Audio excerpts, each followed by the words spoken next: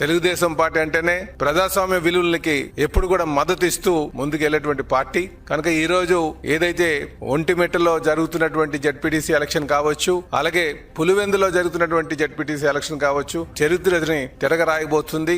ఈ రోజు ఆ రెండిట్లపైన కూడా తెలుగుదేశం ప్రజాస్వామ్యబద్ధంగా గెలవబోతుందని చెప్పి ఈ సందర్భంగా తెలియజేస్తున్నాం. అలాగే ఈ రోజు మీరు నామినేషన్స్ ఎంతమంది వేశారని చూస్తే పులివెందులో 11 మంది వేశారు, అలాగే ఒంటిమిట్టలో 11 మంది వేశారు. ఇవన్నీ కూడా వైసీపీ లక్కీ ఫిగర్స్. గతంలో ఏ రోజైనా సరే పులివెందుల్లో నామినేషన్ వేసేటువంటి పరిస్థితి ఉందా అని అడుగుతున్నాం. ఈ రోజు 11 నామినేషన్లు పడ్డాయంటే ఇదే ప్రజాస్వామ్యంకి నిలువెత్తు సాక్ష్యం అని చెప్పేసి ఈ సందర్భంగా తెలియజేస్తున్నాం. అలాగే ఎవరిని ఏ ఓటర్ని కూడా భయభ్రాంతులు గురి చేసేటువంటి పరిస్థితి కూడా లేదు. కేవలం వీరన్నీ కూడా వైసీపీ నాయకులు చేస్తున్నటువంటి ఆరోపణలు మాత్రమే అని చెప్పేసి తెలియజేస్తున్నాం.